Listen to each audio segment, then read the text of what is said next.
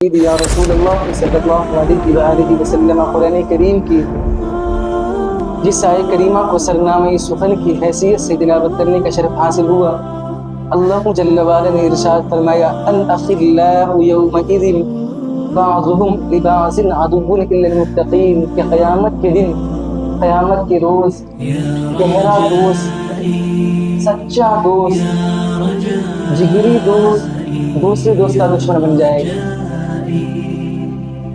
الاخلاء یومئذ بعضهم لبعض عدو الا المتقین، ایک بہت قریبی دوست، ایسا دوست کہ اس کے بغیر انسان کا گزارا نہ ہو سکے، ایک یارانہ کہ ہم اسی کے بغیر سب کچھ کریں گے، اس کے بغیر کچھ نہیں کر سکتے، جانا ہے اسی کے ساتھ، کھانا ہے اسی کے ساتھ، پینا ہے، گھومنا ہے، پھرنا ہے، سب اسی کے ساتھ، ایسا دوست دشمن بن جائے گا الا المتقین، سوائے پرہیزگار دوست کے۔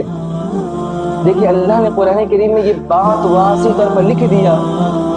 میں کہتا ہوں نا، قرآن کریم انسان اگر پڑھے اور سمجھے اس کو تو پوری دنیا کی چیزیں قرآن میں موجود ہیں، پوری دنیا کی چیزیں موجود ہیں، بس انسان ایک پڑھنے والا ہونا چاہیے، علم یافتہ ہونا چاہیے، تعلیم حاصل کرنے والا ہونا چاہیے۔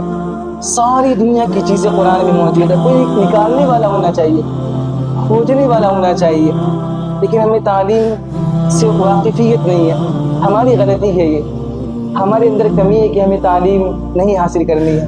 خیر اللہ جل وعلا توفیق دے ہم سب کو۔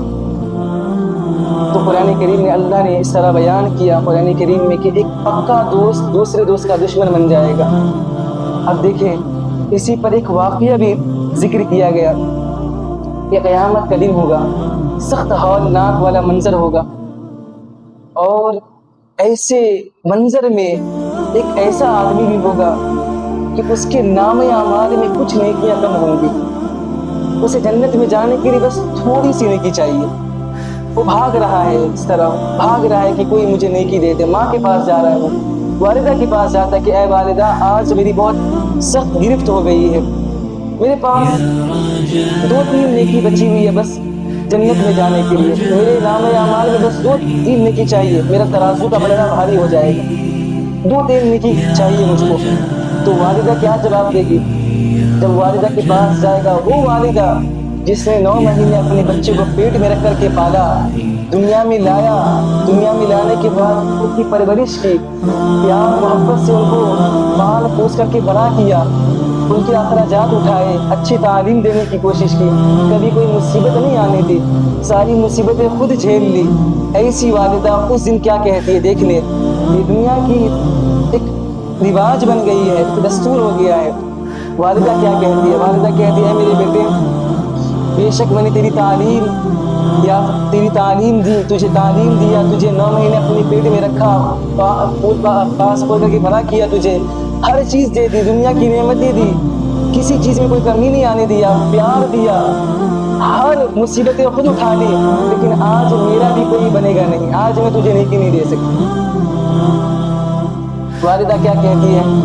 بچہ اس کے پیٹ کا بچہ، سگا بچہ، اس کو بس 2 نیکی چاہیے جنت میں جانے کے لیے۔ والدہ کیا کہتی ہے کہ بیٹا میں تجھے نیکی نہیں دے سکتی، آج میرا خود آج بنا نہیں ہے کچھ، میں خود ہی آج بہت بھاگی ہوں، مجھے نہیں دے سکتی تجھے نیکی میں۔ دیکھیں اب وہ مایوس ہو جائے گا، نا امید ہو جائے گا کہ میں اپنی والدہ کے پاس گیا، اس نے مجھے انکار کر دیا، اب کس کے پاس جاؤں؟ ماں سے بغیر کوئی پیار کرتا ہے دنیا میں؟ کوئی نہیں کرتا۔ آپ کتابیں پڑھیں، آپ خود آزما کر کے دیکھ لیں، کتنا بھی پیار کرنے والا رشتہ دار کیوں نہ ہو، نہیں کر سکتا آپ کی ماں کے اتنا پیارا، نہیں کر سکتا، کوئی نہیں کر سکتا۔ ماں سے وہ بچہ نا امید ہو جاتا ہے، مایوس ہو جاتا ہے کہ اب ماں نے انکار کر دیا، کون دے گا؟ کوئی نہیں دے گا۔ اب وہ بھاگ رہا ہے، کبھی اس کے پاس جاتا ہے، کبھی قریبی رشتہ دار کے پاس جاتا ہے کہ مجھے دے دے 2 نیکی، میں بس جنت میں چلا جاؤں گا۔ اللہ نے کہا کہ بس 2 نیکی لے کر آ جا میری بارگاہ میں، 2 نیکی بس کمی رہ گئی ہے۔ اب وہ بھاگ رہا ہے، اس طرح بھاگے جا رہا ہے، آخر میں ایک ایسے آدمی کے پاس بھی چلا جاتا ہے، پہنچ جاتا ہے جو اس کا قریبی دوست ہوتا ہے، پکا دوست، جگری دوست، ایسا دوست کہ اس کے بغیر وہ دنیا میں رہ ہی نہیں پایا، ہر کام اس کے ساتھ کیا، کھیلا کودا گھوما پھرا ہر چیز اسی کے ساتھ کیا. اس دوست کے پاس چلا گیا. اب اس سے کہنے لگا کہ دیکھ بھائی مجھے بس 2 نیکی چاہیے, مجھے سبوں نے انکار کر دیا ہے, سب نے مجھے دھتکار دیا, بس 2 نیکی دے دے مجھ کو, میں جنت میں پہنچ جاؤں گا, جنت میں چلا جاؤں گا. تو اس کا دوست کیا جواب دیتا ہے دیکھیں. دوست کہتا ہے کہ میرا تو کچھ بنا ہی نہیں, مجھے تو بہت ساری نیکی چاہیے جنت میں جانے کے لیے, میرے پاس تو بس تھوڑی سی نیکی ہے, مجھے تو جنت میں جانے کی امید ہی نہیں ہے. تیری تو امید بھی ہے کم سے کم 2 نیکی ملنے کے بعد تو پہنچ جائے گا, لے میری نیکی لے لے, میری نیکی لے لے تو, میں کیا کروں گا, مجھے تو آپ امید ہی نہیں کہ میں جنت میں جا سکوں. وہ اپنا دوست 2 نیکی اسے دے دیتا ہے. اب اس کا پلڑا بھاری ہو گیا, اب وہ بیٹھ گیا جنت میں جانے کے لیے, وہ لائق ہو گیا.